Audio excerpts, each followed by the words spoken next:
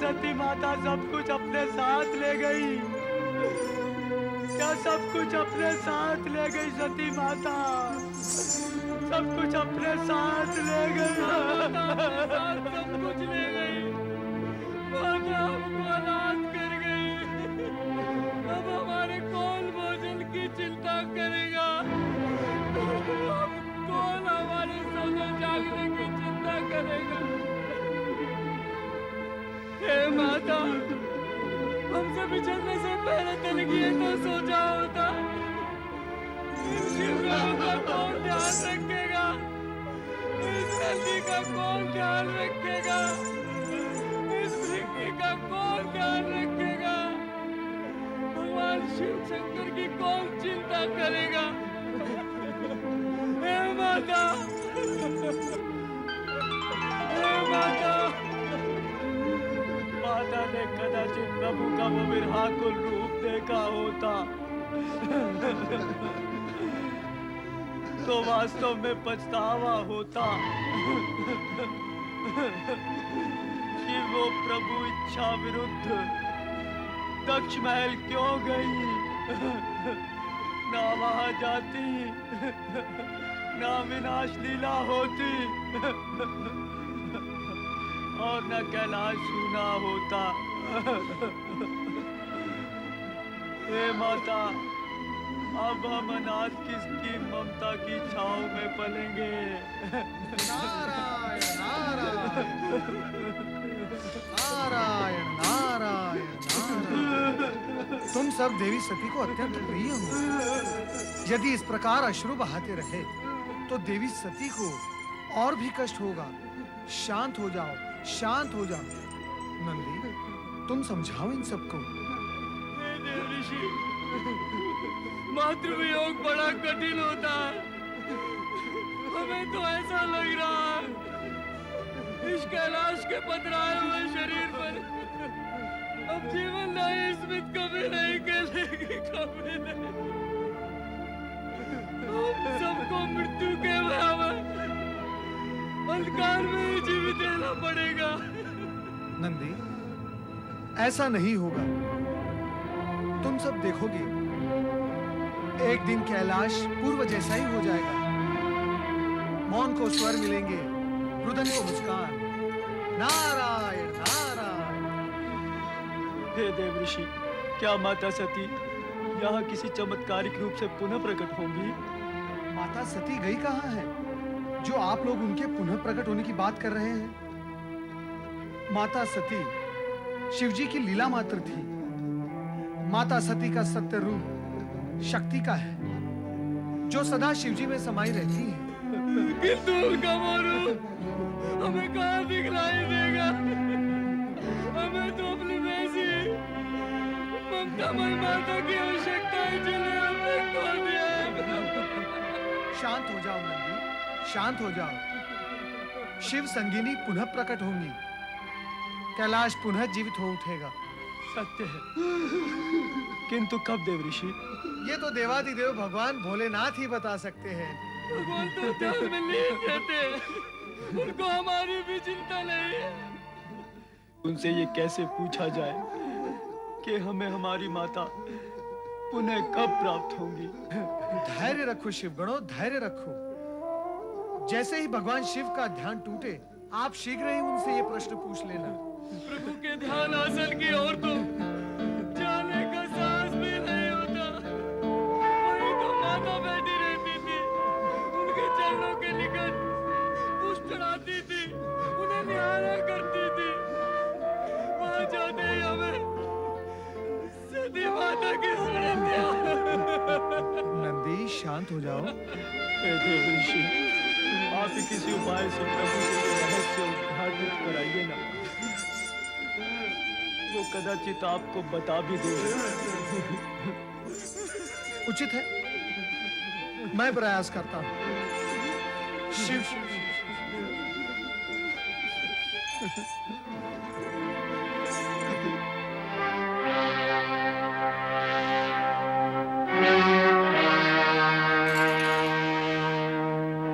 ओम नमः शिवाय। विश्वेश्वर, नारद का अभिवादन स्वीकार करें।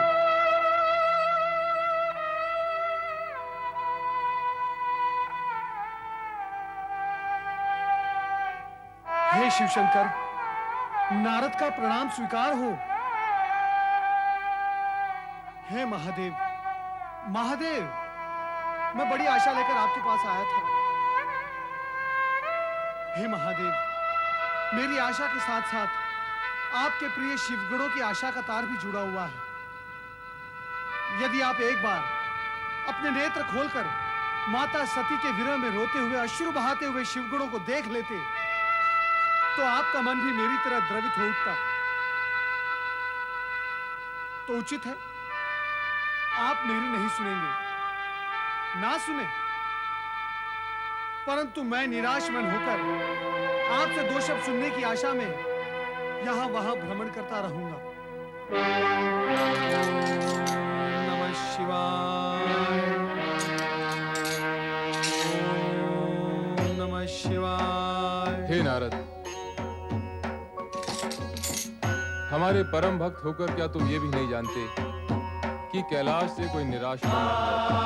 महेश्वर, आप सर्वज्ञ हैं, सर्वव्यापी हैं। इससे पूर्व कि आप पुनः अपनी ध्यान मुद्रा में चले जाएं, कृपया आप मेरी जिज्ञासा, जो आपके प्रिय शिवगणों की भी है, उसे शांत करें, उसका समाधान करें। अब ये न पूछ बैठिएगा कि हम सबकी जिज्ञासा क्या है। नारायण नारायण। क्या है? माता सती के जाने से कैलाश ही नहीं, सारा संसार शोकमग्न हो गया है। नंदी, भृंगी, आपके प्रिय शिवगण रोते बिलखते एक ही प्रश्न पूछ रहे हैं कि माता सती नया अवतार लेकर कब प्रकट होगी, कब प्रकट होगी? विधाता के इस रहस्य को मैं कैसे उद्घाटित कर सकता हूं नारद? अभी अभी शिवगणों को तुमने स्वयं ही समझाया था कि शिव से शक्ति भिन्न नहीं है, तो अपने कथन पर अनास्था क्यों? हे नारद, शिव शक्ति की एकात्मकता ही सदाशिव है। जब जब सृष्टि में शक्ति के नारी रूप की आवश्यकता होगी, तब मेरे सदाशिव विग्रह रूप के अंदर एक से दो होने का संकल्प उदित होगा, तभी शक्ति मूर्त रूप में सामने आएगी। यदि इससे अधिक स्पष्ट समाधान के इच्छुक हो, तो तुम्हें सृष्टि के रचनाकार ब्रह्मा जी के पास जाना होगा। ओम नमः शिवाय।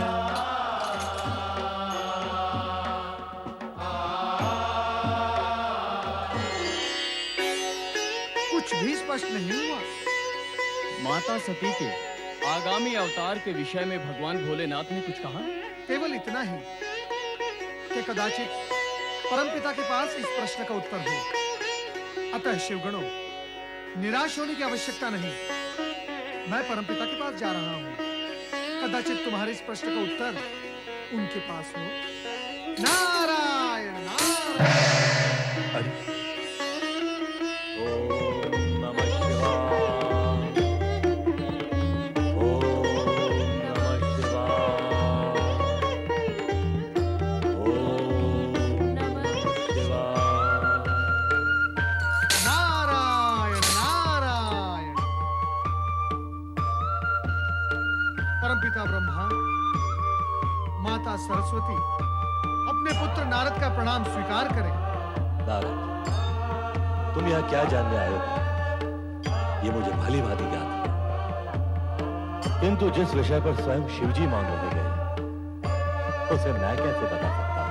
किंतु परमपिता, भगवान शिवशंकर ने ही तो मुझे आपके पास अपनी जिज्ञासा शांत करने के लिए भेजा है। अच्छा,